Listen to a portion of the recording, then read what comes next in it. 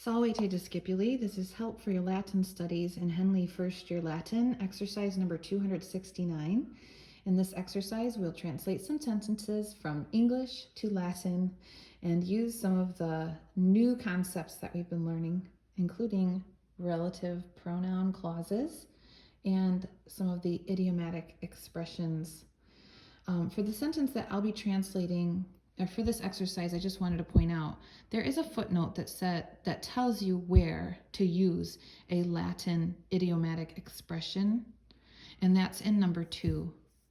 So if you need to know how to do that, just turn back a page and read up on that idiom study on page 255, and that will help you.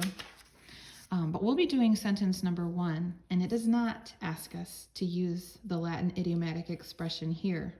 So although there is an example that translates to English this way in that idiom study, we're going to translate this verb in a traditional way using,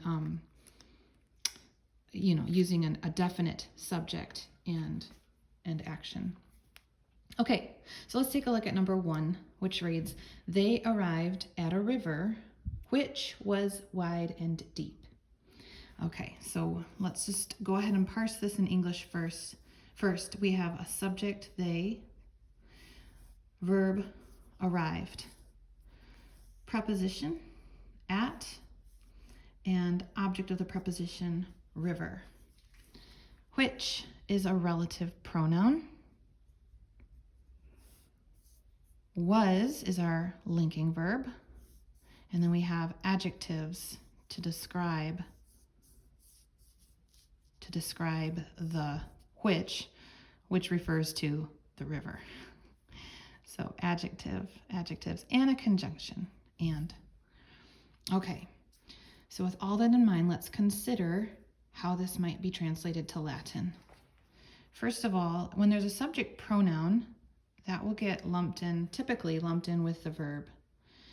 So we'll do that here. So they arrived tells me a few things. This is third person plural, they. And the ed, arrived, gives us the idea that it happened once and it's finished. So that is perfect tense. The subject is doing the action of arriving, so we can assume that it's in the active voice and it's in the indicative mood.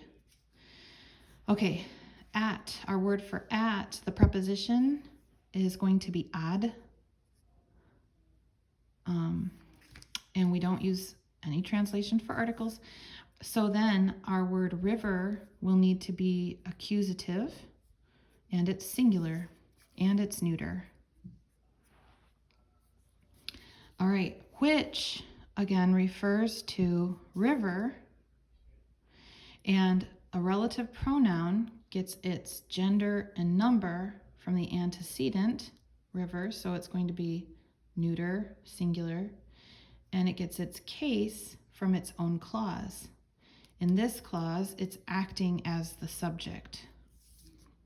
So it's going to be a neuter, singular subject or nominative case.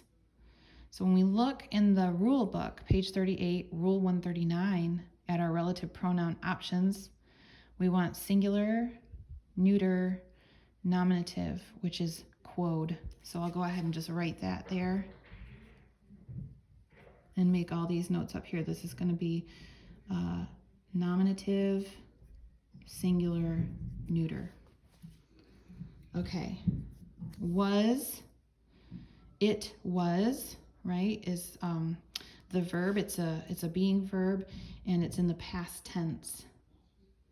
So that's going to be erat, eram, eras, erat. Third person singular, talking about it, right? Which was. So this is third person singular, and I guess we would say imperfect tense. Eram, eras, erat. It was wide and deep. Okay, well, and is at. I can go ahead and put that there. And our word for wide is latus, lata, latum. Okay, remember adjectives must agree with the noun that they modify in gender, number, and case. So we want to take our word latus, lata, latum, and actually it's describing which, right? So but with the fact that it's neuter doesn't matter, nominative or accusative, the ending will always be the same. But here we go. Okay, so this is going to be nominative, singular, neuter, and so is deep. Nominative, singular, neuter. So latum,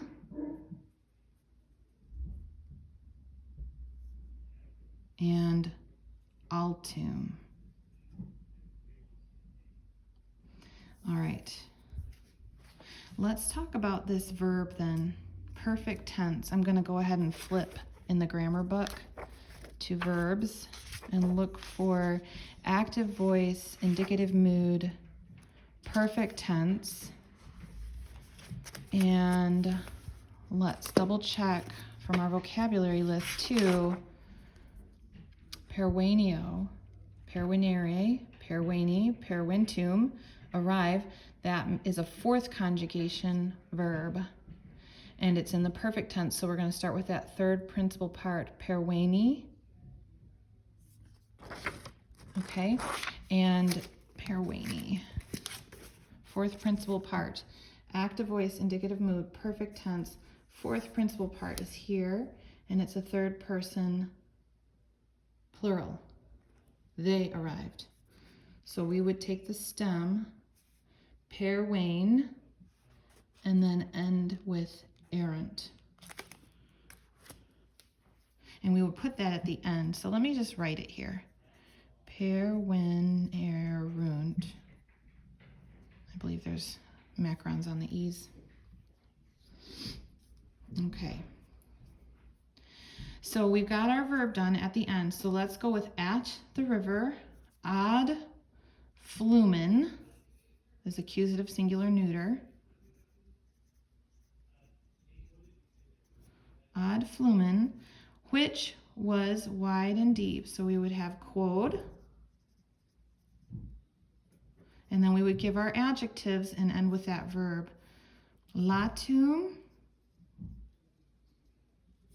et altum, erat, perwenerant. Okay, and that's number 1. I hope this has been helpful to you. Have a great day.